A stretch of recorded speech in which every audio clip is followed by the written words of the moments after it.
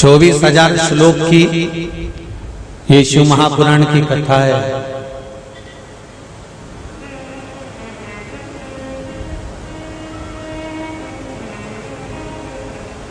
और 24,000 श्लोक में से पूरी शिव महापुराण की कथा संपूर्ण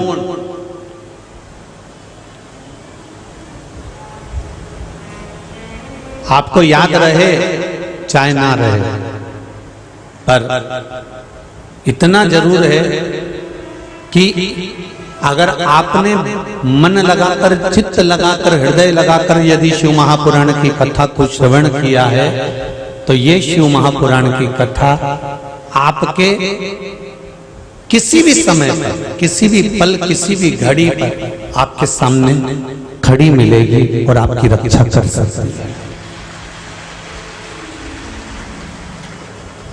कई लोग प्रश्न करते हैं, गुरुजी हम इतनी बार कथा सुनते हैं हमको कुछ याद नहीं रहता, हमने भागवत जी इतनी बार सुनी हमको याद नहीं रही, हमने रामायण इतनी बार सुनी हमको याद नहीं, हमने गीता जी इतनी बार सुनी हमको याद नहीं। तो मेरा निवेदन है कि आप कहते हो कि हमने इतनी बार कथा सुनी और याद नहीं रहती, तो याद कर कर तुम्हें करना क्या है? अगली बार यहाँ बैठना है।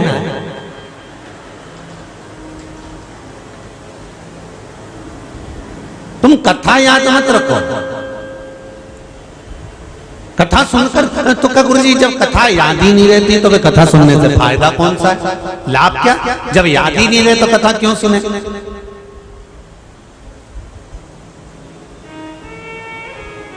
हमारा निवेदन है, 1 महीने पहले 4 तारीख को आपने क्या खाया था? किसी को याद है? अरे बोलो तो, याद है किसी को? नहीं।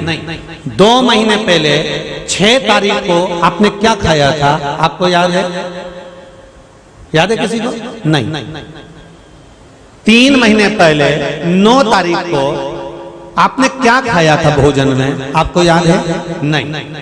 जब 1 महीने पहले क्या खाया था, 2 महीने पहले क्या खाया था, 3 महीने पहले क्या खाया था, आपको याद नहीं है। पर जो आपने खाया था वो आपके शरीर में रक्त बनकर आज तक चल रहा है। उसी तरह शिव महापुराण की कथा है, भले याद नहीं रहे पर अंतिम समय तक इस हृदय और चित्त के साथ निरंतर चलती रहेगी।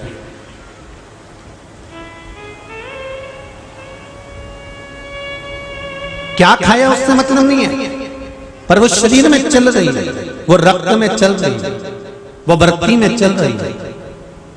कथा सुनी है आपने, भले याद नहीं है पर आपकी हृदय चित्त में, आपके रोम रोम में 3.5 करोड़ रोम छिद्र ये मनुष्य के शरीर पर बने हुए हैं।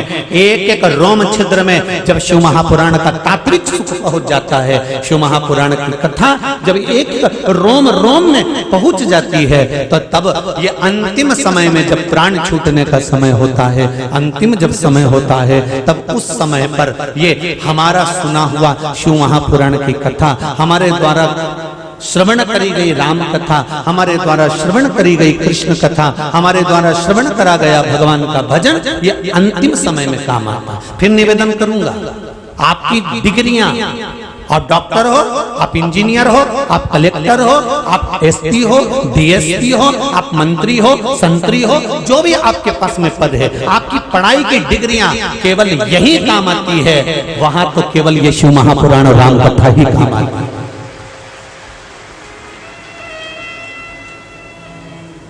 ये डिग्रियों के बल पर आपको यहाँ कुर्सी मिल सकती है, ये डिग्रियों के बल पर आपको यहाँ प्रतिष्ठा मिल सकती है, ये डिग्रियों के बल पर तुम्हें यहाँ सम्मान मिल सकता है, ये डिग्रियों के बल पर तुम्हारे को यहाँ आदर मिल सकता है, ये डिग्रियों के बल पर तुम्हें यहाँ मान और प्रतिष्ठा, यश और वैभव सब कुछ मिल सकता है। पर इन डिग्रियों के बल पर तुम्हें वहां कुछ नहीं मिलेगा। वहां पर एक ही डिग्री चलती है, क्या तुमने किसी भूखे को भोजन कराया है, किसी प्यासे को पानी पिलाया है, किसी गरीबड़े को, पथिक को तुमने किसी वृक्ष की छांव करी है, किसी के लिए तुमने एक गिलास जल भर कर दिया है? कहीं शिव महापुराण की कथा हो रही हो, राम कथा हो रही हो, वहां तुमने क्या बुआरी काढ़ी है? कहीं तुमने भगवान की सेवा में, वृद्धजन की सेवा में, बुजुर्ग की सेवा में, घर के माता पिता की सेवा में, घर के जो बड़े होते हैं, बयो होते हैं, चाहे वो जेठ हो, जेठानी हो, ननंद हो, नंदोई हो, सास हो, ससुर हो, माता हो, पिता हो, काका हो, काकी हो, घर के बुजुर्ग जितने हैं, क्या उनकी सेवा में आपने अगर कुछ थोड़ा सा समर्पण किया है तो ये सारा आपका किया गया पुण्य की डिग्री वहां काम आती है। यहां पर काम नहीं, पर वहां जरूर काम आती है। आपका समर्पण, आपका आदर, आपका सम्मान, आपका सत्कार।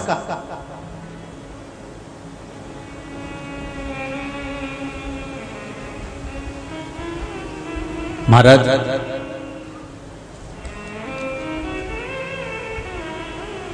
संकल्प तो लिया बाबूजी ने कि मुझे कथा करवाना है मर्दा परिवार में, पर मैं धन्यवाद दूंगा श्रवण कुमार जैसे बेटे दिनेश जी और दिलीप जी आपको, कि आपके दोनों की धर्म पत्नियों को भी धन्यवाद दूंगा और सारे परिवार को धन्यवाद दूंगा जिन्होंने आगे बढ़कर अपनी बहनों के साथ में, पूरे परिवार के साथ में, पूरे कुल के साथ में इस कथा को कि पिताजी का मन है, माताजी का मन है, माँ और बाप का एक मन और चित्त वृत्ति, बस यही तो है। पूर्व समय के श्रवण कुमार माता पिता को कंधे पर तीरथ कराने ले गए थे।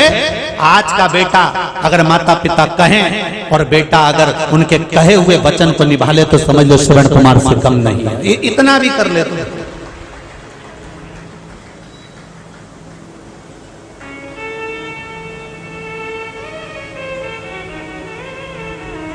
बहुत उत्तम।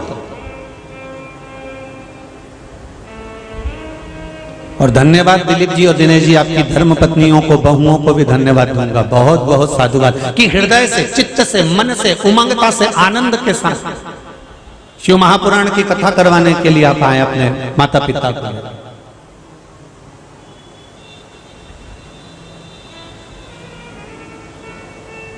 आज के जमाने के बच्चे से कह देते हैं ना, ए छोरा, अरे ओ छोरा, सुन तो कथा करवाना है, तो इतने में छोरा कह देता है शरीर चल नहीं रहा, कथा करवा के क्या करोगे?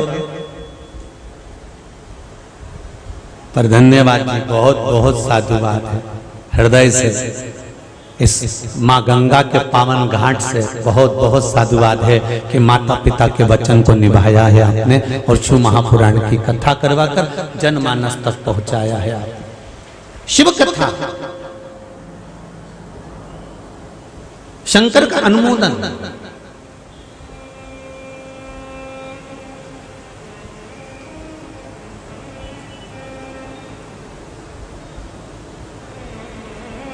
हर की पौड़ी, शिव महापुराण की कथा का लक्ष्य लिया है। हर की पौड़ी, हर का द्वार, हरि का द्वार। अभी इससे पहले जो कथा हुई थी वो त्रिपुंड शिव महापुराण में, उसके पहले जो कथा हुई थी शिव पंचायत शिव महापुराण की कथा थी। अब आप और हम जो श्रवण करने के लिए बैठे हैं, यह हर की पौड़ी, हरि का द्वार, शिव महापुराण की कथा है।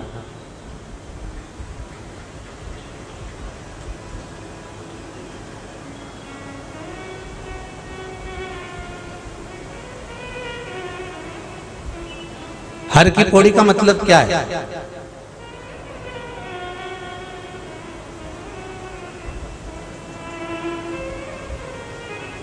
पौड़ी मतलब पेड़ी, पेड़ी मतलब सीढ़ी, सीढ़ियां जो चढ़ी जाती है।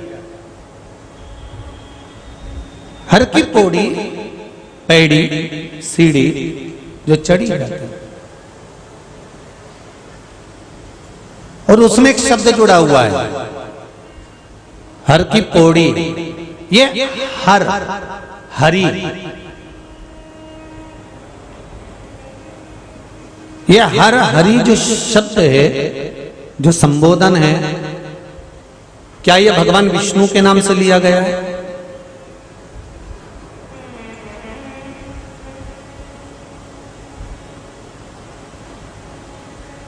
क्या भगवान नारायण के नाम से इस हरि पौड़ी का नाम जोड़ा गया है?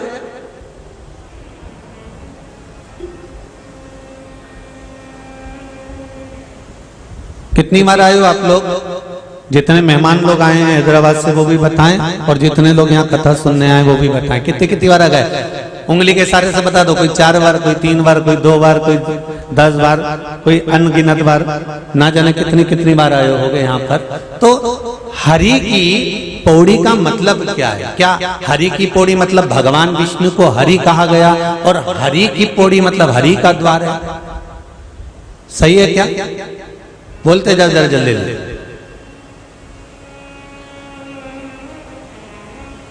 हरि का संबोधन केवल भगवान विष्णु से नहीं लिया गया।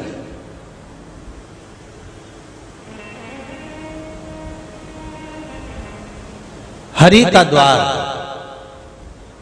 हर की पौड़ी, सीढ़ियां,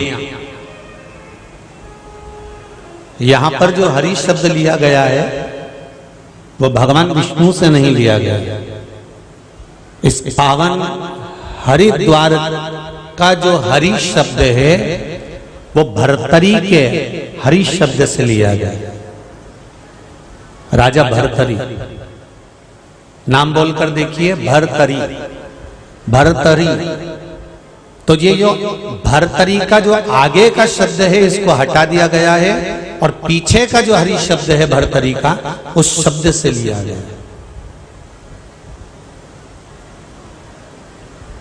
यहां भगवान विष्णु के हरि शब्द से नहीं है मतलब।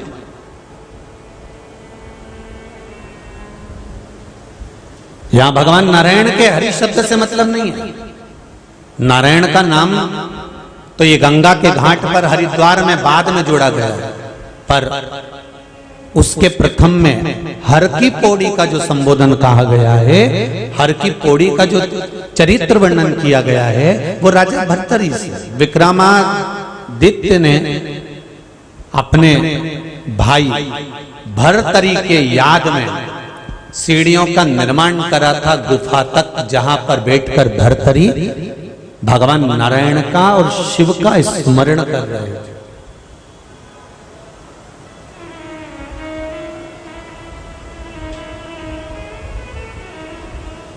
जहां पर भगवान विष्णु का स्मरण कर रहे हैं, भगवान गोरखनाथ जी का स्मरण कर रहे हैं, भगवान शिव का स्मरण कर रहे हैं। बड़ा सुंदर संवाद है महाराज। राजा भर्तरी उज्जैनी में निवास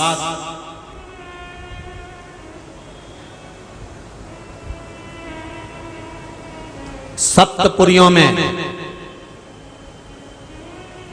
2 पुरियों में राजा भर्तरी आते थे और जाते थे। पहली अवंतिकापुरी उज्जैन, दूसरी मायापुरी हरिद्वार। इस हरिद्वार का जो प्राचीन नाम है, जो देवताओं के द्वारा दिया गया नाम है, जो देवताओं के द्वारा निश्चित किया गया नाम है, इसका नाम है मायापुरी। सप्तपुरियों में एक पुरी है।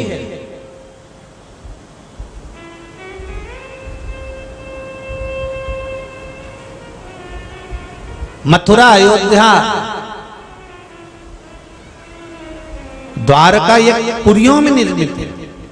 7 पुरियों में एक पुरी है मायापुरी, और वो मायापुरी कोई दूसरी नहीं है। जिस भूमि पर आप बैठकर शिव महापुराण की कथा को श्रवण कर रहे हो, आस्था चैनल के माध्यम से, फेसबुक यूट्यूब के माध्यम से आप कथा सुन रहे हो, तो आपको ये ज्ञात होना चाहिए कि आप हरिद्वार की धरा पर नहीं, आप मायापुरी में, सप्तपुरियों में से एक पुरी भगवान विष्णु के द्वारा निर्मित इस पुरी में बैठकर कथा सुन।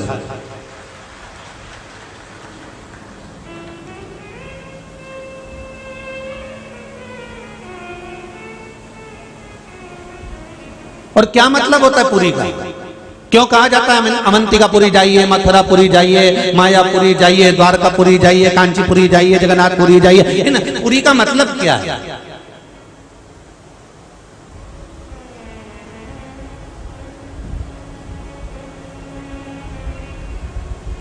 सारे तीर्थ में हम जाते हैं, सारे तीर्थों में हम पहुंचते हैं, वहां जो हम दान करते हैं, वहां जो हम पुण्य करते हैं, वहां जो हम सत्कर्म करते हैं, उसका फल और स्कंद पुराण अगर आप लोगों ने सुनी हो तो, अगर नहीं भी सुनी हो तो फेसबुक यूट्यूब पर डली होगी। मुंबई के अंधेरी में माहेश्वरी समाज द्वारा माहेश्वरी भवन में शिव महापुराण कथा का वाचन किया गया। शायद वो यूट्यूब पर या फेसबुक पर डली होना चाहिए। आप उसको सुनेंगे तो उसमें वर्णन किया है कि स्कंद पुराण में जो तीर्थ खंड आता है,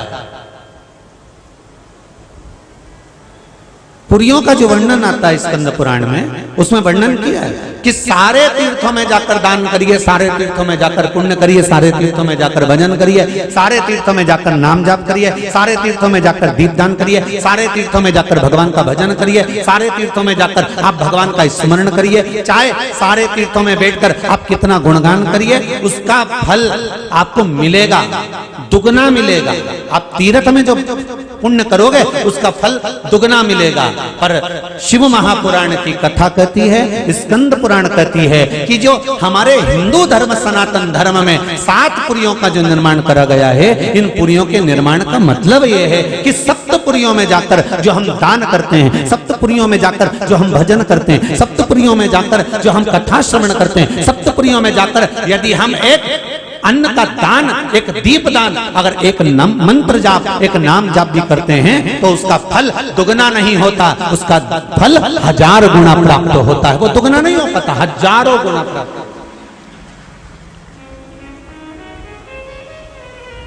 माया, काशी, अवंतिका, मथुरा, अवध, कांची, द्वारका आदि का जितनी पुरियों का हमारे यहाँ वर्णन सप्तपुरियों में करा गया। इनमें जो किया जाता है, इनमें जो भजन किया जाता है, इनमें जो नाम जाप किया जाता है, इनमें जो स्मरण किया जाता है, इनमें जो कीर्तन किया जाता है, उसका फल 1000 गुना।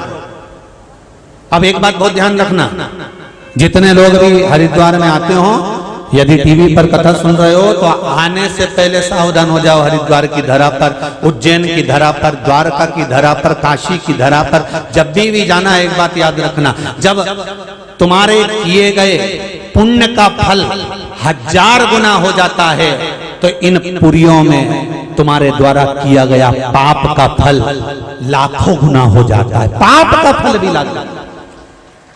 तो सावधान इंडिया, सावधान।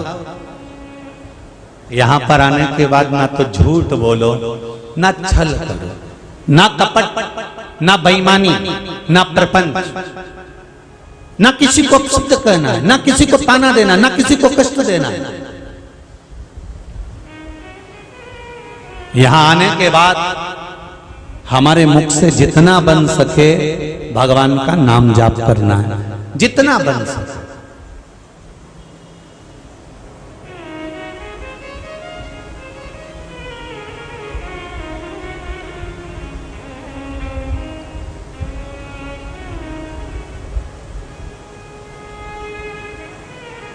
मैं आशीष को कह रहा था कि आशीष, ये मर्दा परिवार ने, दिनेश जी ने, दिलीप जी ने जो वो कार्ड छपाया है छोटा सा, उसमें लिखा हुआ है इतनी बजे से इतने बजे ये कार्य, इतनी बजे इतनी बजे ये कार्य, इतनी बजे इतनी बजे ये कार्य, इतनी बजे से इतनी बजे तक ये कार्य, सब कुछ लिखा। तो मैंने आशीष से कहा इसमें एक बात लाइन नीचे और डाल देना थी कि बचा हुआ जो समय है उसमें शंकर का नाम जप जा।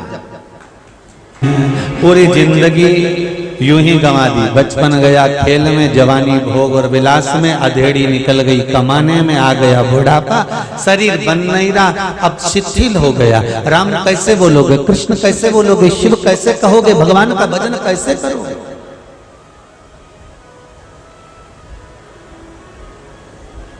तीर्थ में जाकर भजन किया, दुगना फल हो गया। पर सप्तपुरियों में जाकर जो भजन किया तो पुण्य जम के बोलो जरा 1000 गुना हो गया। और सप्तपुरियों में जाकर यदि पाप किया, झूठ, छल, बेईमानी, कपट, निंदा, कई लोगों की आदत थी सप्तपुरियों में आने के बाद भी निंदा कर बैठते हैं। हरिद्वार आए ना 2-4 के साथ मिल के, और 2-4 के साथ मिल के आए और उसने जरा सा कोई ऑटो उसने रिक्शा करा और रिक्शे में वो आगे बैठ के निकल गई, तो पीछे जो बैठी रहती है ना बाकी की रिक्शे वाली, हाँ होते एसी। बस जो चालू हुआ ना, क्यों तुम अकेले अकेले गंगा नहा कर आ गए, हमको ले जाने में क्या दिक्कत थी तुमको?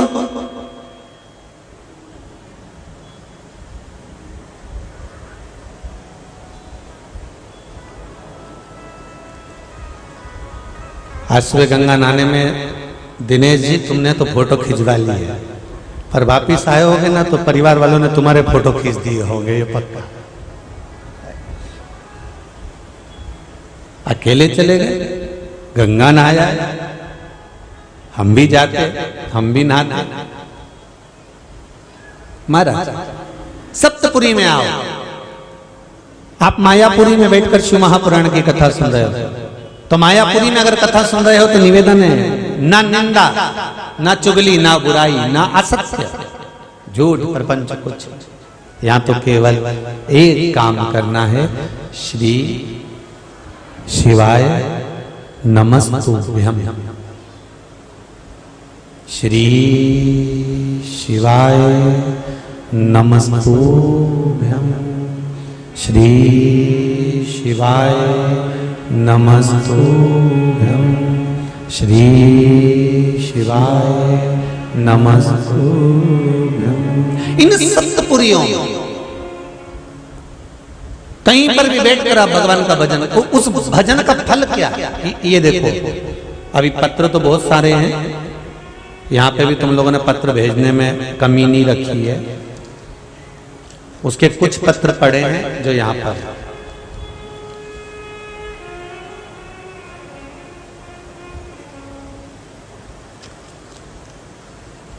सुनील कुमार, सुभाष नगर, ज्वालापुर, हरिद्वार से हैं, कहीं बैठे हैं, आप ही दोनों हाथ हिला दो एक बार, हर हर महादेव। ये पत्र आपने लिखा है सुनील जी?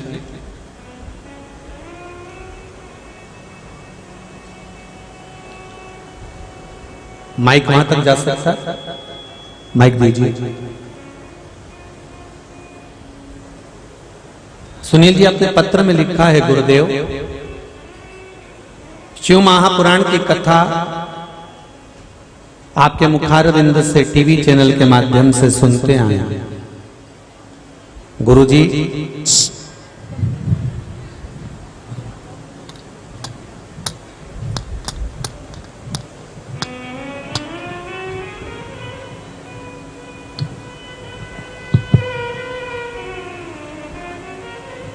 मैं, मेरी पत्नी मंदिर रोज जाते हैं। श्रावण मास का महीना था गुरुदेव। एक दिन मेरा पुत्र शौर्य प्रताप सिंह, जिसका मैंने फोटो लगाया है इस पत्र में, साथ आए शौर्य जी, आप ही हैं? शौर्य प्रताप सिंह मेरा पुत्र, मंदिर में इसके प्राण छूट गए थे। 20 मिनट तक शरीर में प्राण नहीं थे, शरीर पूरा सफेद हो गया था। पत्र में आपने लिखा है। जी गुरुदेव। खूब रोना धोना मच गया मंदिर के अंदर, पानी भी छीटा गया, सब कुछ करा गया, पर प्राण वापिस नहीं आए। जी गुरुदेव। एक महिला शिव भगवान की पूजन कर कर जल चढ़ा रही थी, उसके कानों में आवाज गया, शंकर जी पे चढ़ा हुआ जल हाथ में लेकर श्री शिवाय नमस्तुभ्यं कहकर बेटे के ऊपर जैसे ही डाला, मेरे बेटे ने वापस नेत्र खोल लिए। 20 मिनट बाद प्राण वापस आ गया। जी गुरुदेव। सही है? जी गुरुदेव। श्री शिवाय नमस्तुभ्यं। श्री शिवाय नमस्तुभ्यं। सुनील जी कहाँ रहते हैं आप? सर सुभाष नगर में रहता हूँ गुरुदेव। सुभाष नगर में रहते हैं। कैसे हैं? बाबा देवाधिदेव महादेव की कथा श्रवण करते हैं परिवार? जी गुरुदेव, 2 साल से कंटिन्यू शुरू कर रखी है। जी जी। क्या कृपा करी बाबा ने? बाबा ने कृपा करी है, मेरी भांजी का रिश्ता नहीं हो रहा था, वो मेरे पास ही रहती है। उसका हो गया? रिश्ता हो गया गुरुदेव। और बेटे के प्राण वापिस आ गए? बेटे के प्राण वापिस हो गए गुरुदेव। जी बाबा की कृपा है बस। और गुरुदेव मेरे दामाद जी है, जो भांजी के हस्बैंड है, वो महादेव के भक्त मिले हैं मुझे। बधाई हो आपको। देखो, और मेरे से 1 रुपया भी उन्होंने नहीं लिया। और मैंने भगवान से प्रार्थना की थी, मैंने कहा प्रभु मेरी भांजी का रिश्ता हो जाए। गुरुदेव घर बैठे रिश्ता हो गया। बधाई हो, बहुत बहुत। हर हर महादेव विराजिए। गुरुदेव एक बात और कहना चाहता हूँ मैं। जी बोलिए। अब तो ये है स्थिति कि मैं रोज जल चढ़ाने जाता हूँ। अगर कोई दिक्कत परेशानी है ना तो मैं महादेव से कहता हूँ कि हे प्रभु मेरे गुरुदेव के वचन अगर सत्य है तो प्रभु मेरा ये काम हो जाए। गुरुदेव अपना भी काम हो जाता है। बधाई हो, बहुत बहुत। हर हर महादेव। मेरे गुरुदेव की वाणी को सत्यता दी महादेव ने। प्रभु आपका कोटि कोटि धन्यवाद। हर हर महादेव। पिताजी विराजी बैठे। हमें महादेव की भक्ति मिली। गुरुदेव आपका कोटि कोटि श्री शिवाय। तो शिव की कृपा किसको कहते हैं? अकाल मृत्यु वो मरे जो काम करे चंडाल का, काल उसका क्या बिगाड़े जो भक्त हो महा काल का। अगर शिव की आराधना करिए, शंकर की उपासना करिए, शिव भक्ति में अगर डूबे हो तो जिस मंत्र को बार बार शिव महापुराण की कथा में कहा जाता है कि मंत्र सहज नहीं सरल नहीं हो सकता। श्री शिवाय नमस्तुभ्यं। मायापुरी में बैठकर जप रहे हो, और जितने लोग आस्था चैनल पर, जितने फेसबुक पर जप रहे हैं, ये सोचकर जपना कि आप भी मायापुरी में बैठे हो, आप भी हरिद्वार में बैठे, आप भी गंगा के घाट पर बैठे। जितना फल यहां पर बैठकर श्रवण करने वालों को इस मंत्र का मिलेगा, उतना ही फल व्हाट्सएप, फेसबुक, यूट्यूब और आस्था चैनल पर जितने सुन रहे हो, अगर दिल लगा लिया तो यह पक्का है कि फल आपको प्राप्त जरूर हो जाएगा, छूटेगा नहीं। एक कथा आती है, 2 मित्र थे, दोनों का बर्थडे, दोनों का जन्मदिन एक साथ आ गया।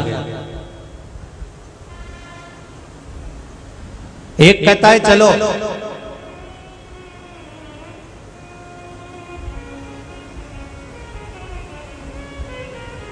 चलकर नीलकंठेश्वर महादेव का दर्शन करेंगे, महाकाल का दर्शन करेंगे।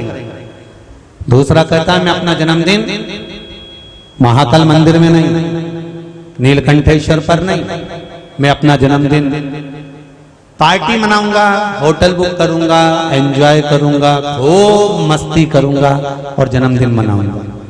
दोनों ने अपना अपना जन्मदिन मनाया।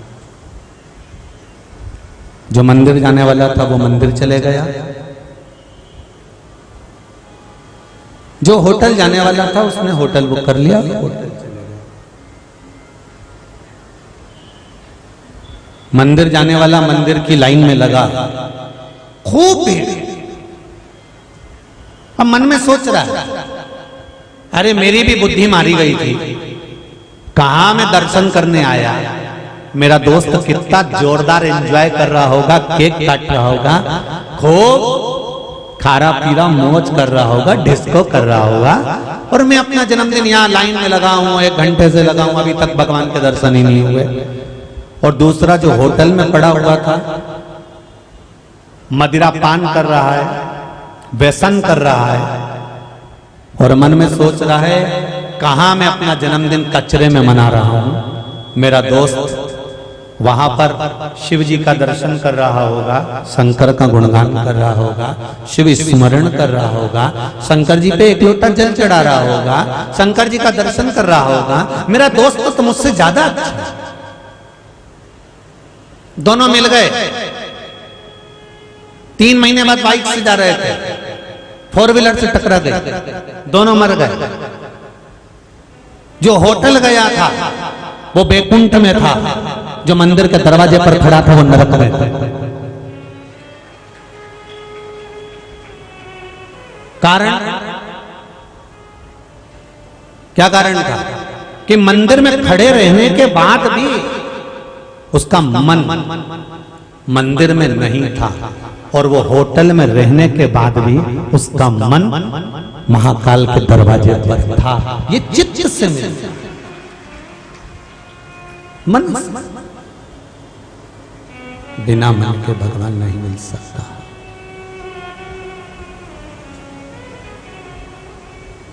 बिना चित्त के, बिना मन के भगवान नहीं मिल सकता। रामचरितमानस में लिखा है, निर्मल मन सो मोहि पावा, मोहि छल छिद्र कपट ना भावा। भगवान को निर्मल मन चाहिए। इस शरीर से भगवान को कोई मतलब नहीं है।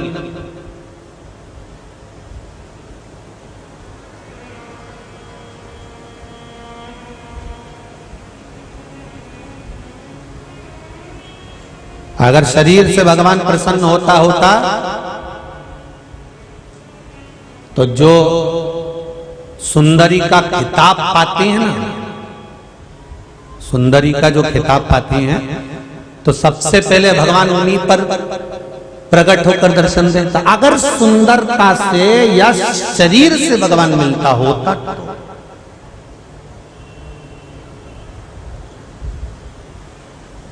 भगवान शरीर से कभी नहीं मिलता, भगवान शरीर से कभी प्राप्त नहीं होता। भगवान अगर मिलता है तो निर्मल मन सो मोहि पावा, मोहि छल छिद्र कपट ना भावा। भगवान केवल आपके हृदय चित्त से, आपके मन से। तो जितने लोग अगर बाहर बैठकर भी कथा सुन रहे हैं, कहीं टीवी के सामने कथा सुन रहे हो, फेसबुक यूट्यूब पर सुन रहे हो, तो ये सोचना कि आप मायापुरी में कथा सुन रहे हो, तो आपका दिल मायापुरी। और कई लोग ऐसे भी हैं कि आ तो गए हरिद्वार,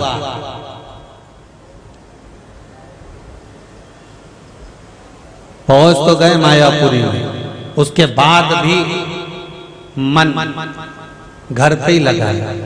अलमारी में ताला लगा देना, चाबी पीछे रखी है और धीरे से पीछे का दरवाजा बंद कर देना। और घर से कोई भी जाए तो कैमरा चालू करके जाना।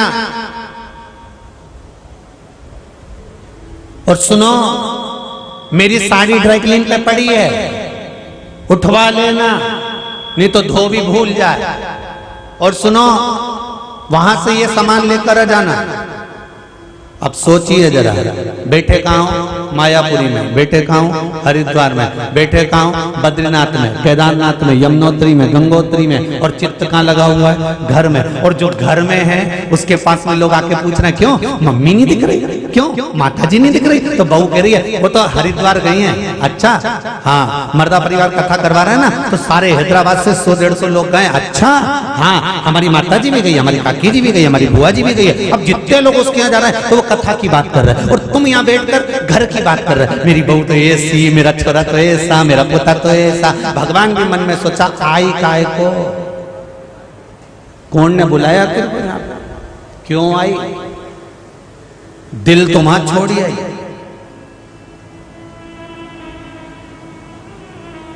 चित्तवृत्ति यहां रखी।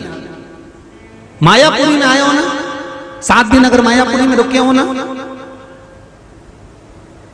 जहां जहां आप रुके हो, 7 दिन जहां रुके हो ना, बस अपने को एक बात याद रखना है कि 3 घंटे की कथा सुनना है। और कथा के साथ में जितना बन जाए गंगा जी के घाट पर बैठकर, क्योंकि मंदिर मंदिर जाओ, दर्शन करो, पूजन करो, पुण्य करो, अर्चना करो, मना नहीं है, पर जितना बन जाए गंगा जी के घाट पर बैठकर श्री शिवाय नमस्तुभ्यम, यह पंचाक्षर मंत्र नमः शिवाय, षडाक्षर मंत्र ओम नमः शिवाय, जो तुम्हारा मन कर जाए वो जपना है।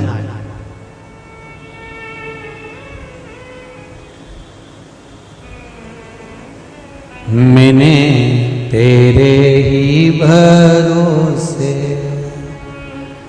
हो भोले, तेरे ही भरोसे हवा बिच उड़ती जावांगी, बाबा डोर हद तो छठी ना में कटी जाऊंगी। ये शिव के भरोसे।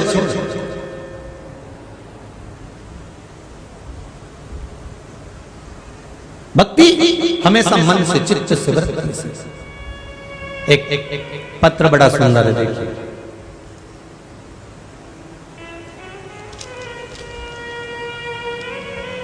निर्मला देवी,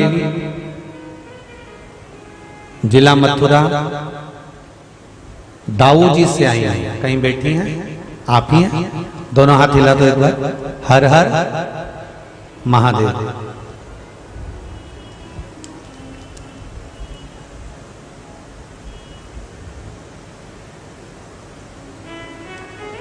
भोलेनाथ जी की ऐसी कृपा हुई है गुरुदेव, मेरे पति हार्ट के पेशेंट थे और फिर उनकी तबीयत ज्यादा खराब होती चली गई, खाने की प्रॉब्लम होने लगी, खाना बंद कर दिया। आगरा के डॉक्टरों के पास गई, श्रेष्ठ हॉस्पिटल में उनको दिखाया, उन्होंने कह दिया इनको कैंसर हो रहा है ट्यूमर के अंतर्गत। गुरुदेव भोले बाबा से प्रार्थना करी, क्योंकि सावन के महीने से आपकी शिव महापुराण की कथा सुन रहे हैं। बाबा से निवेदन करा, बाबा इतनी पोजीशन नहीं कि कोई इलाज करवा पाऊं। तब शहद वाला प्रयोग करना प्रारंभ करा, आपने लिखा है बहन, शहद वाला प्रयोग करना प्रारंभ करा। बाबा की कृपा हुई, मैंने फिर उस रिपोर्ट को ले जाकर आगरा की जयपुर के डॉक्टरों को दिखाया, मेरे रिश्तेदारों के साथ। और गुरुदेव मैं क्या वर्णन करूं, जब उनको जयपुर के डॉक्टरों को दिखाया गया, उनकी किडनी में भी तकलीफ बताई गई और भी वर्णन किया गया। तब गुरुदेव उनको ऑपरेशन के कक्ष में ले जाने के लिए तैयार किया गया।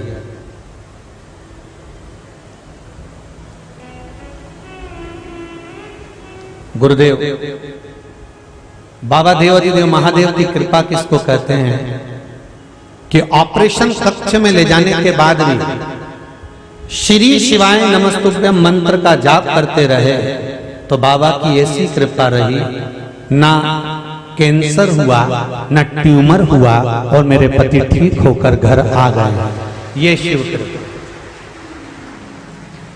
बैठो बहन बैठो, श्री शिवाय नमस्तुभ्यम विराज। शंकर कृपा इसी को कहता है।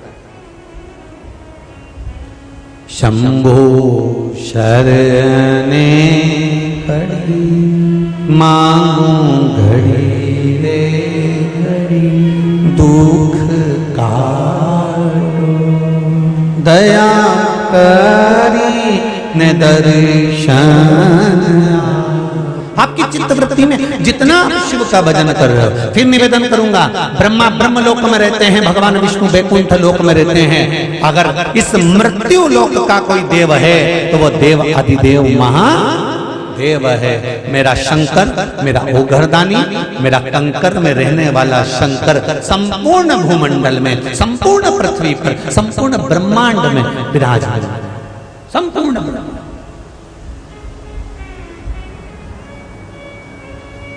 हमें केवल किसी तीर्थ में जाने के बाद हमें केवल एंजॉय नहीं करना है कि हमको केवल खाना पीना और सोना और एसी का रूम मिल जाए, डनलप का गद्दा मिल जाए, टीवी मिल जाए और अपन अपना दरवाजा ना छोड़े, कमरा ना छोड़े। नहीं नहीं नहीं, सूर्य तपेगा, गर्मी भी पड़ेगी, गंगा का घाट है, गंगा मैया अगर यहाँ बुलाई है तो पसीने की एक एक बूंद जो भरा हुआ है पाप कर्म इस शरीर के अंदर, वो सारा निकाल कर बाहर पटकेगी, तुम्हें शुद्ध कर कर तब यहां से भेजेगी। ऐसे नहीं भेजे आप, हम अपनी माँ की गोद में खेले। जितने लोग भी कथा सुन रहे हैं सब अपनी अपनी माता की गोद में खेले। आप में से कितनी माताएं और कितने भाई ऐसे बैठे हैं कि बच्चे जब स्कूल जाते होंगे तो माता पिता उनको गंदा भेज देते होंगे? अरे बोलो तो सही, कोई माँ बाप अपने बच्चे को गंदा स्कूल भेजता है? छोटे से बच्चे को भी माँ बाप अगर स्कूल भेजते हैं तो तैयार करके भेजते हैं, कथा में लेकर आते हैं तो तैयार कर लेकर आते हैं, शादी में लेके जाते हैं तो टिप टिप टाप करके लेके जाते हैं, उसको पूरा तैयार कर लेकर जाते हैं। ये माता पिता, माँ अपने बच्चे को कहीं पर भी लेकर जाती है, कहीं पर भी छोड़ने जाती है, स्कूल ले भेजती है तो उसको श्रृंगार कर कर तैयार कर कर भेजती है।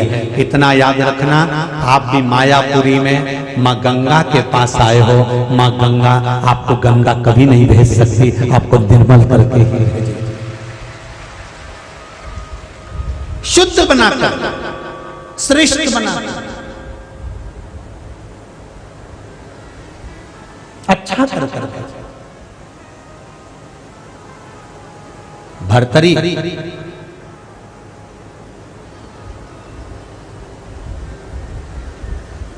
अवंतिकापुरी में निवास है राजा भर्तरी का।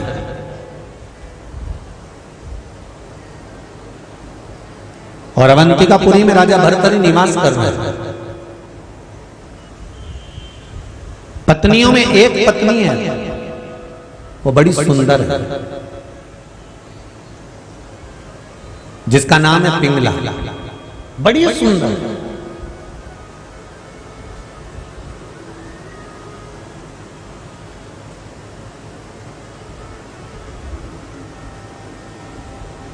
राजा सबसे ज्यादा समय अपनी वो सबसे सुंदर रानी राजा भर्तरी वो पिंगला को देता था। पिंगला कहती कि यहां बैठ जाओ, राजा भर्तरी वहां बैठ जाता। पिंगला कहती एक काम कर दो, राजा भर्तरी वो काम कर देता।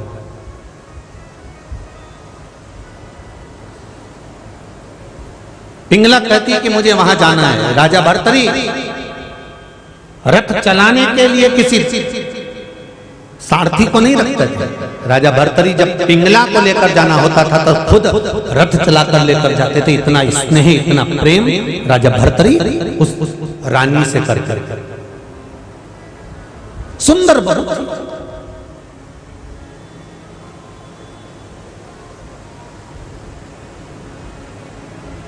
एक बात पहले भी कही, आज फिर कहते हैं, क्रीम की चमक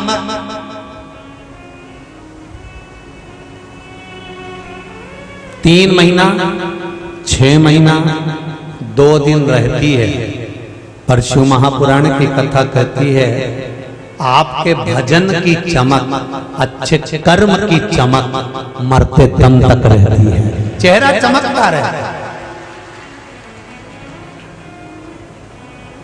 इसीलिए कहा मत बुरे कर्म कर बंदे वरना पछताएगा, भगवान की आंखों से तू बच नहीं पाएगा, तू बच नहीं पाएगा। अरे ओ अज्ञानी मत करना, तेरे कर्म का फल भी तू ही पाएगा, जैसा किया तूने तेरे आगे आएगा। मत बुरे कर्म कर बंदे वरना पछताएगा, भगवान की आंखों से तू बच नहीं पाएगा, तू बच नहीं पाएगा। बड़ा मुश्किल है बच्चा।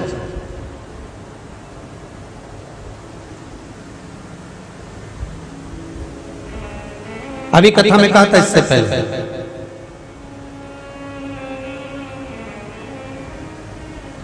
शरीर चले और तुम्हारे घर में चले, शरीर चले और तुम्हारे घर में चले, तब तक सारे अच्छे काम कर लो। क्योंकि शरीर नहीं चलेगा और तुम्हारे घर में नहीं चलेगी तो कोई अच्छा काम नहीं कर सकते, क्योंकि दूसरे के अधीन हो जाओ।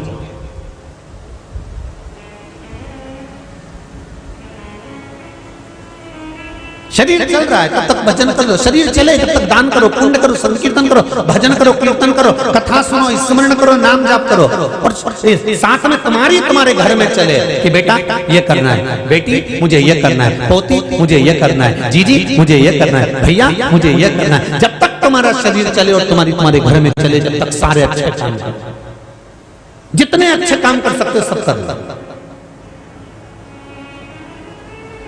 फिर बड़ा मुश्किल है।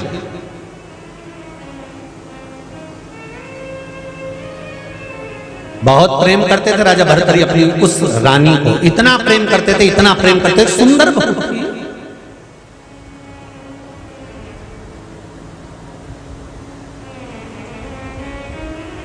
एक दिन शिव के भक्त, शंकर के उपासक, शंकर का नाम जाप करने वाले श्री गोरखनाथ जी आ गए। बोल गोरखनाथ भगवान की जय। गोरखनाथ जी आ गए।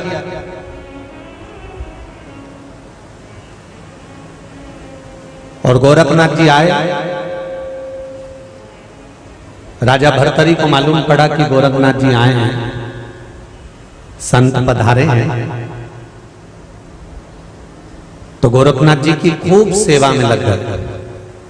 और बहुत ध्यान दीजिए, जब संत, साधु, सन्यासी, तपस्वी, साधक, उपासक, कोई भक्त भगवान का जिसके भीतर ना छल हो, ना बेईमानी हो, ना कपट हो, ना निंदा हो, ना बुराई हो, ऐसा कोई भक्त, ऐसा कोई संत, ऐसा कोई साधु, ऐसा कोई तपस्वी, ऐसा कोई साधक आपको मिल जाए और मौका मिले कि हाँ सेवा करना है,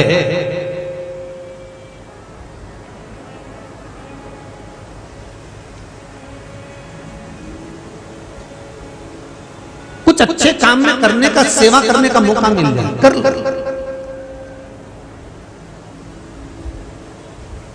आज कल्लू जी की हम सेवा कर रहे थे, तब एक जीजी कुछ ठाकुर जी का ड्राई फ्रूट्स, थोड़ा सा फ्रूट्स थाली में लगाकर लेकर कक्ष में आई और ललित पंडित जी से और शर्मा जी से कह रही थी कि कोई भी सेवा की जरूरत हो, ठाकुर जी के लिए कोई भी प्रसाद वगैरह चाहिए हो, सूचना कर देना, नीचे सब सामान ठाकुर जी का पहुंच जाए। सेवा का भाव है तो मन से ये निकलता है कि आप बस सूचित करो, आप सूचना दो, वो पहुंच जाए।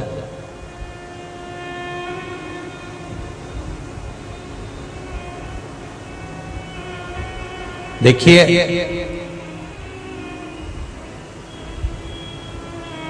ये मर्दा परिवार अगर हरिद्वार का रहने वाला होता ना, तो ये पक्का कहता हूं कि और विशाल आयोजन हो जाता। पर ये लोग हैदराबाद से आए हैं, खुद भी बाहर से आए हैं, इसलिए जो कार्यकर्ता सेवा कर रहे हैं, मर्दा परिवार के कोई जमाई है, बेटी है, भांजा है, भतीजा है, भाई है, कुटुंब है, आए और व्यवस्था में लग गए, देखने लगे कि क्या हो रहा है, क्या नहीं हो रहा है, क्या व्यवस्था करना है, कैसे करना है, तो एक अलग अलग। फिर भी कलम दोपहर में जब पहुंचे, उस समय से लेकर अभी तक हम आशीष जी से पूछते रह रहे हैं कि व्यवस्था में लगे हैं सब गुरुजी, पूरा परिवार, बेटियां, भाभियां, भैया, भांजा, भतीजे सब लगे हुए हैं, कोई कुछ व्यवस्था, कोई कुछ व्यवस्था, कोई कुछ व्यवस्था, कहीं ना कहीं व्यवस्था में लगे।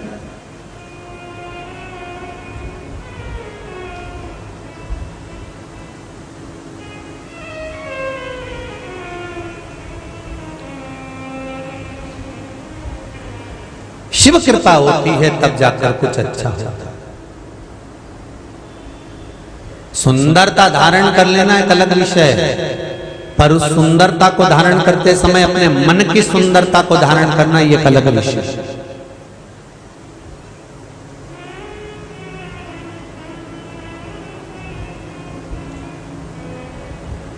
वो भजन की एक लाइन लोग गाते हैं कि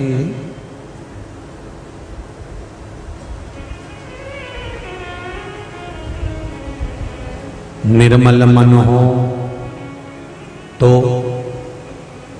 रघुवर शबरी के घर भी आते हैं, निर्मल मन हो तो भगवान छिलके भी खा जाते हैं। मन की निर्मलता होना चाहिए।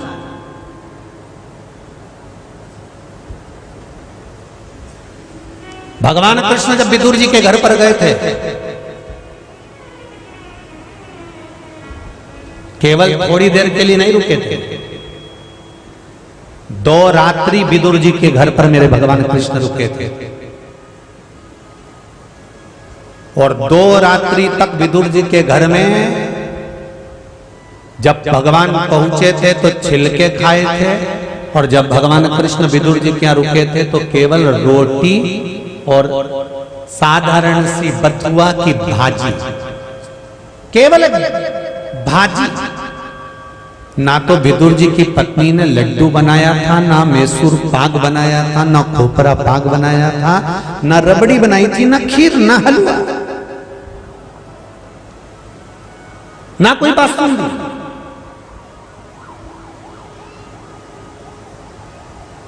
कुछ मीठा बनाया ही नहीं था। तो एक दिन भगवान कृष्ण के मुख से निकल गया और भगवान कृष्ण ने कहा तुरंत विदुरानी से, काकी जी मैं 2 दिन से यहाँ पर हूँ, मुझे एक दिन में मीठा खाने को नहीं मिला, आपने मीठा नहीं बनाया? तो विदुरानी ने कहा ये जो बैठी हैं माता कुंती आपकी बुआ, मैंने इनसे पूछा था क्या कृष्ण को मीठा प्रिय नहीं है? तब माता कुंती ने कहा था कृष्ण को तो मीठा प्रिय है, पर मेरे पांडव और कौरवों का आज वंश मिट रहा है, ये देखकर मुझे प्रसन्नता नहीं है, इसलिए मैंने मीठा बनाने की मना कर दी थी। तब भगवान कृष्ण ने कहा बुआ जी, बुआ जी आपने तो मना कर दी कि मीठा मत बनाओ, पर आपको मालूम नहीं आपका भतीजा बिना मीठा के नहीं रह सकता, तो थोड़ा तो मीठा चाहिए ना। तो कृष्ण कौरव और पांडवों का वंश मिट रहा है, पूरे कौरव समाप्त हो रहे हैं और तुम मीठा खा ले। भगवान कृष्ण कहते हैं बुआ जी जन्म मरण और परण, डॉक्टर भले कह दे कि इतनी तारीख तक डिलीवरी हो जाएगी, पर जब तक वहां से नहीं छूटेगा तब तक जन्म नहीं होगा। किसी ने कह दिया अंतिम सांसें चल रही है घर ले जाओ, मालूम पड़े 1-2 साल और निकाल दी। पत्रिका देखकर कहा था इसकी तो बहुत लंबी उम्र है, मालूम पड़े कोरोना महामारी में निपट गए, कितनी उम्र लेकर आया।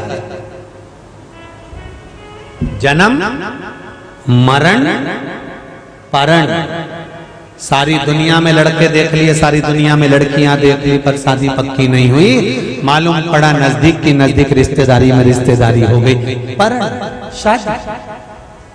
भगवान कृष्ण कहते हैं बुआ जन्म मरण परण ये 3 चीज तो भगवान कृष्ण कहते हैं ये परमात्मा के हाथ में, भगवान के हाथ में, और तुम कहती हो कि लड्डू खाओगे, क्या मेरे जहां कौरव और पांडवों का वंश मिट रहा है और तुम लड्डू खा लोगे? भगवान कहते हैं जन्म मरण परण ये 3 परमात्मा के हाथ में है बुआ, ये अपने हाथ में नहीं है, इसलिए आप तो अपना कर्म किए जाओ, स्मरण किए जाओ, फल की इच्छा उस पर छोड़े जाओ। तुम्हें मीठे बनाने में कोई दिक्कत नहीं थी और आप कहते हो कि मीठा नहीं बनाया।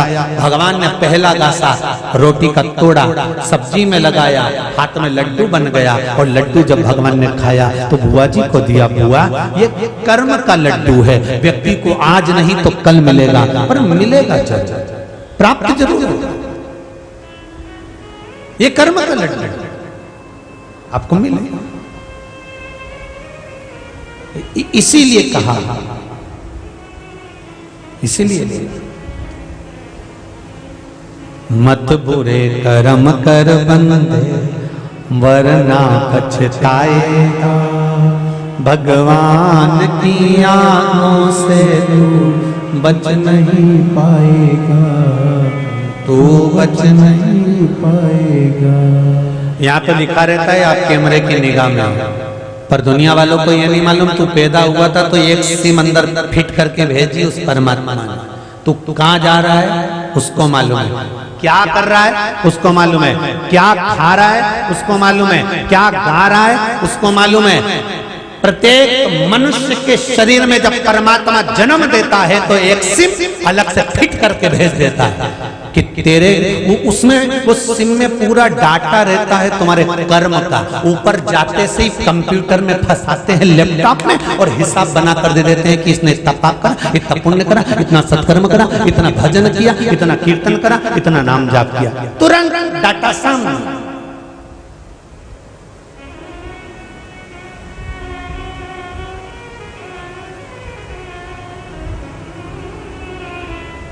मायापुरी में जितने लोग शिव नाम जप रहे हैं, शिव महापुराण की कथा सुन रहे हो,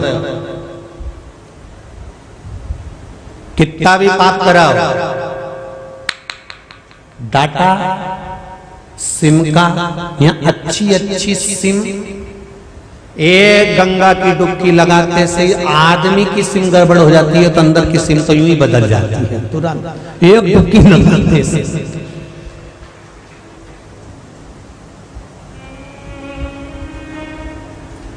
जैसे गंगा जी में पांव रखो ना तो इतना ठंडा पानी, इतना ठंडा, इतना ठंडा, सोच के आई थी मैं तो 100 डुबकी लगाऊंगी, 100।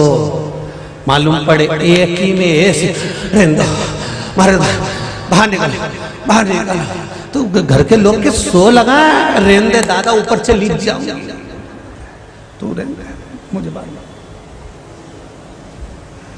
क्यों दिनेश जी सही है? एक ही में चल चलो बहुत हो गया, अब नहीं लगाना है, हो गया। सिम सब ठीक,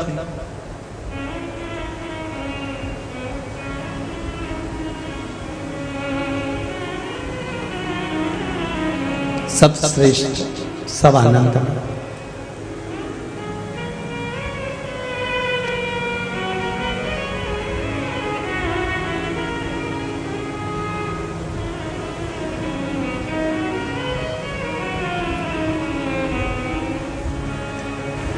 शिव महापुराण की कथा में आप सब लोग आए हैं।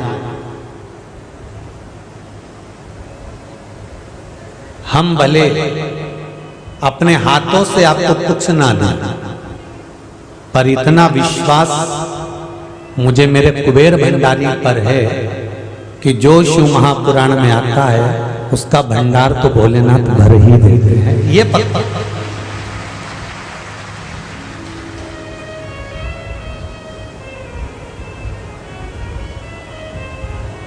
सियोर वाला महाराज आपको कुछ दे ना दे,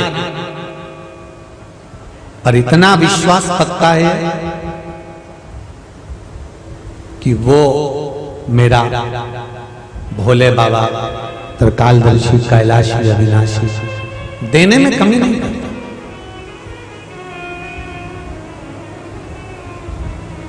आप दिल से सुनो, वो दिल से देगा। आप दिल से एक लोटा पानी भगवान शंकर को समर्पित करो, वो दिल से दे दे।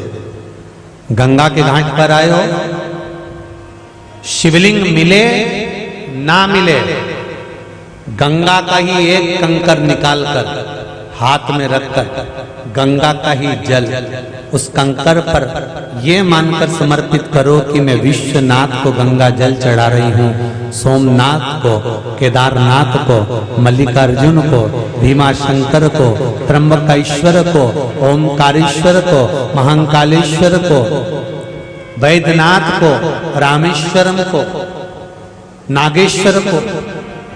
आप ये मानकर समर्पित करो ना कि मैं कुंदकेश्वर को, मैं चंपेश्वर को, ममलेश्वर को जल समर्पित कर रहे। लिया, चढ़ाया, सीधे हाथ में वापस कंकर लिया, डुबकी लगवाई, अंदर जल में ही वापस छोड़ दिया। और क्या कहकर छोड़ा? मेरे शंकर गंगा के जल को 12 ज्योतिर्लिंग के भाव से समर्पित करा है, तो आप इसको स्वीकार कर लेना, मेरा उद्धार कर देना। हो गया।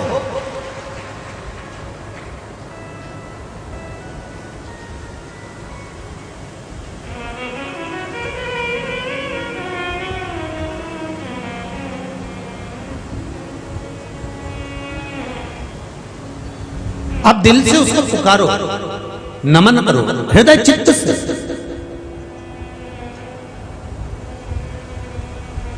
जिस चीज की तलब होती है ना, वो चीज मिलती है, पक्का है। दिल में जिसकी तलब होगी,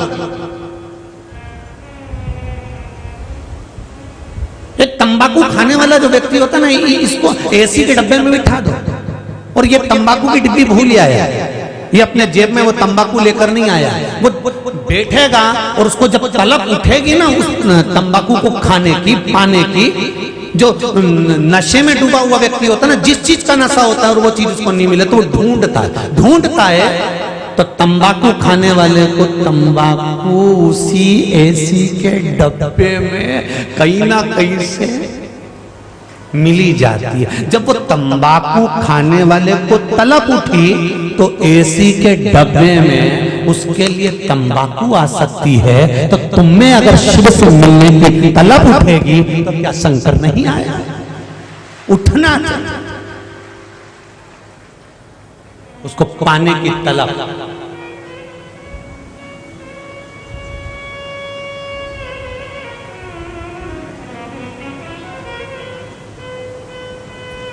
अरे यहां तक कहूंगा, जंगल में बारात जाती है, जंगल में बारात, और आधी रात को 10 बजे पहुंची है, और इन नशेलों को कौन बता देता है कि दुकान वहीं पर है? जरा सोचो, आधी रात को 11-12 बजे बारात पहुंच रही है, कोई बताने वाला नहीं, जंगल में पहुंची है, किसी से पहचान नहीं, और बाराती आते से पूछ लें और दुकान मिल जाए। तो जरा विचार करो, जब उनको वो दुकान मिल सकती है तो हमारे भीतर भी तो परमात्मा के पाने की ललक होना चाहिए, तो परमात्मा मिल जाए। अगर ललक ही नहीं होगी,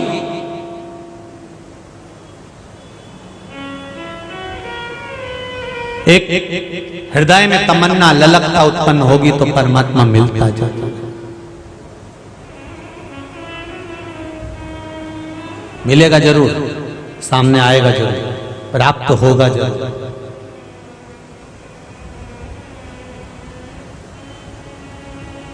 इतने पत्र हैं, एक से बढ़कर एक पत्र लिखा है आप लोगों ने, और अपने हृदय का अनुभव लिखा है। हम इसको पत्र नहीं कहते, हम इसको कहते हैं कि बाबा ने जो आपको आकर दर्शन दिया, हाजिरी दी है, मेरे शंकर भगवान ने जो आपके सम्मुख में आपकी दुख की घड़ी में जो आपने उपाय करा, मंत्र का जाप करा, उसका जो फल मिला है आपने वो दिल से लिखा है, पत्र नहीं है। ये बाबा का पृथ्वी पर होने का हस्ताक्षर है कि मैं हूं, इसलिए संसार चल रहा है, मैं हूं।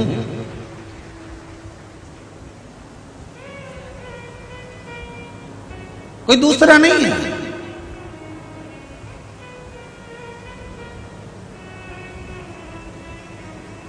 पिंगला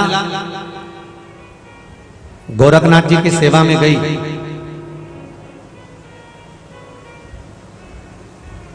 आज अपने पति के साथ गई है, राजा भर्तरी के साथ, और राजा भर्तरी ने देखा कि मन नहीं है पिंगला का, पर आज गोरखनाथ जी प्रसन्न हो गए और गोरखनाथ जी ने एक झोली में से फल निकाला, वो फल निकालकर राजा भर्तरी को दिया, और भर्तरी को फल देकर कहा कि भर्तरी ने जब फल मिला तो भर्तरी से कहा, सुनो राजा भर्तरी, आप बहुत अच्छे राजा हो, खूब सेवा करते हो, खूब चाकरी करते हो, संतों की खूब देखरेख करते हो राजा भर्तरी, सुनो मैं तुमको ये फल दे रहा हूं, मैं तुम्हें ये फल प्रदान कर, मैं तुमको ये फल दे रहा हूं, और आपको ही मैं ये फल दे रहा हूं,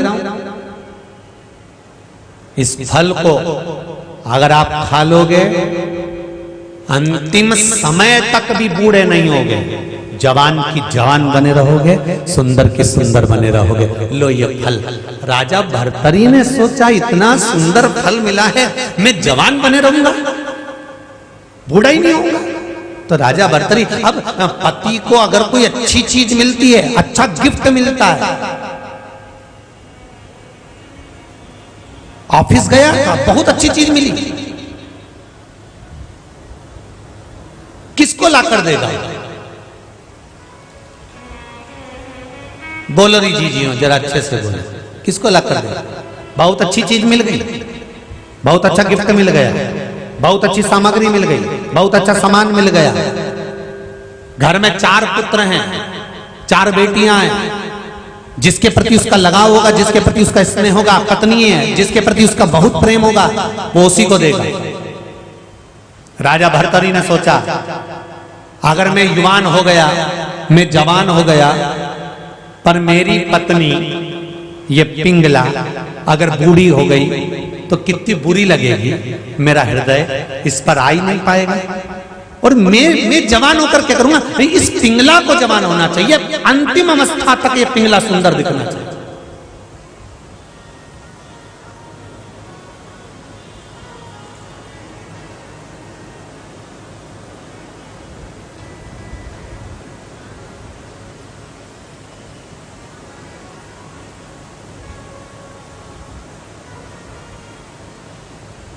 अंतिम अवस्था तक ये मेरी पत्नी सुंदर दिखे, जवान दिखे, युवान दिखे। उसने ये विचार कर लिया कि एक काम करता हूं, ये फल अपनी धर्म पत्नी पिंगला को दे देता हूं। और पिंगला को वो फल दे दिया और पिंगला से कहा सुनो, इस फल को तुम खाओगी, जवान हो जाओगी, युवान दिखोगी, बूढ़ी नहीं हो सकती, लो ये फल।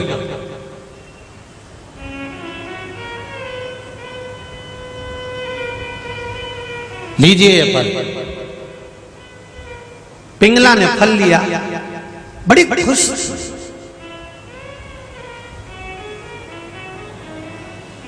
पिंगला ने वो फल नहीं खाया। इस हरिद्वार की हर की पौड़ी की जो कथा है कोई साधारण नहीं है साहब। हर कोई नहीं आ जाता हर की पौड़ी। कथा का नाम है हर की पौड़ी शिव महापुराण कथा, हरि का द्वार शिव महापुराण कथा। तो आपको मालूम होना चाहिए कि हर की पौड़ी कब बनी थी, किसने बनाई थी, हर की पौड़ी का मतलब क्या है। हरिद्वार तो तुम हर बार आए, पर तुम्हें मालूम क्या था? तुम तो सोचे गंगा का घाट है, हरि का द्वार है, हरि के द्वार जाना है। तो हरि का द्वार से नहीं, भरतरी का हरि लिया है। भरतरी, भरतरी का पीछे का शब्द हरि आया है और उसकी पौड़ी बनी, उसका सीढ़ियां बनी है, उसके नाम पर चल जाओ, उसको पहचानो। क्यों, किस लिए? आने वाली पीढ़ी पूछेगी माँ कहाँ गई थी? हरिद्वार। उसका मतलब क्या होता है बताना पड़ेगा आपको कि इतनी बार मैं हरिद्वार गई पर मुझे मालूम नहीं पड़ पाया कि हरिद्वार का मतलब क्या है। मैं तो गई और गंगा नहा कर आ गई और लोगों ने कहा कि हरि का द्वार है, जाओ नहाओ, पर उस हरि संबोधन को मुझे जानना है, क्या भगवान विष्णु के नाम के हरि के संबोधन से जुड़ा गया है कि भरतरी के हरि के नाम से जुड़ा गया? उस संबोधन को मुझे पहचान।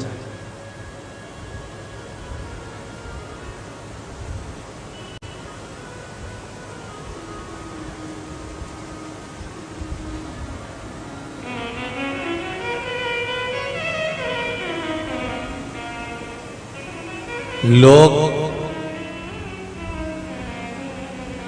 दवाई खाते हैं, कोई वैक्सीन आता है, कोई इंजेक्शन आता है, तो पहले उसके लिए पूरी अब्बा उड़ाते हैं। जैसे वो कोरोना का वैक्सीन नहीं आया था, उसके लिए लोगों ने उड़ाया था कि नहीं उड़ाया था?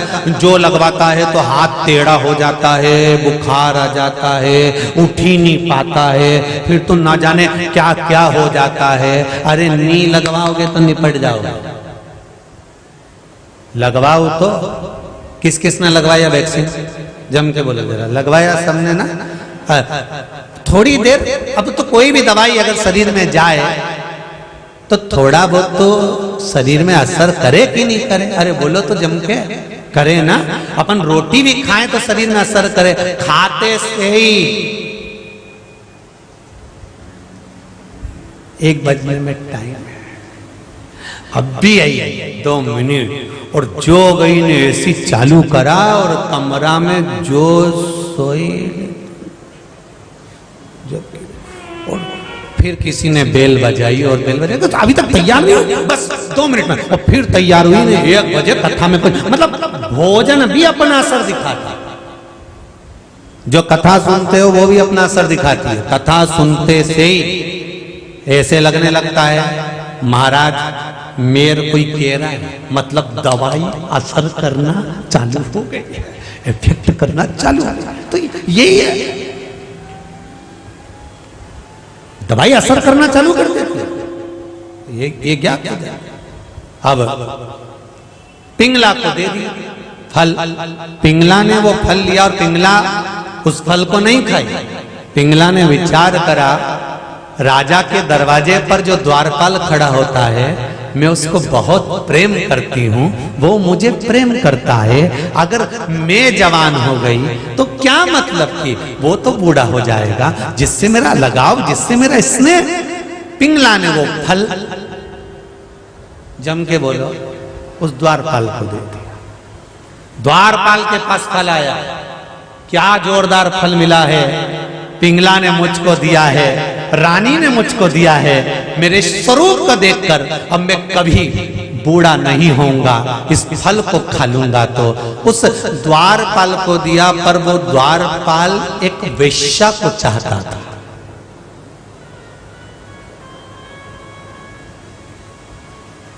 वो द्वारपाल एक वेश्या से स्नेह करता था। फल आया द्वारपाल के पास, फल द्वारपाल के पास से वो वेश्या के पास पहुंच गया। द्वारपाल ने सोचा अगर मैं जवान हो जाऊंगा, मैं सुंदर हो जाऊंगा, मैं युवान हो जाऊंगा, पर वेश्या तो बूढ़ी हो जाएगी। वो वेश्या के पास फल पहुंच गया। वेश्या के पास फल आया और उसमें पत्र लिखा हुआ था, ये वो फल है जो खाएगा जवान हो जाएगा, युवान हो जाएगा, सुंदर बना रहेगा, अंतिम क्षण तक, प्राण छूटने तक, मृत्यु के घाट पहुंचने तक भी उसको बुढ़ापा छू नहीं सकता। ये फल आया है, लो। और वेश्या ने वो फल लिया। ज्ञानी थी वेश्या, कहीं सत्संग में लगी रहती थी, भजन में लगी रहती थी, स्मरण में लगी रहती थी। वेश्या ने फल देखा तो वेश्या के मन में आया, एक ना एक दिन अगर मैं जवान हो गई, युवान हो गई, तो ये शरीर का कोई मूल तत्व तो नहीं है, कोई महत्व नहीं। हमारे बीच में परम रसिक कथाकार, श्री राम कथा के वक्ता, परम पूज्य श्री चिन्मयानंद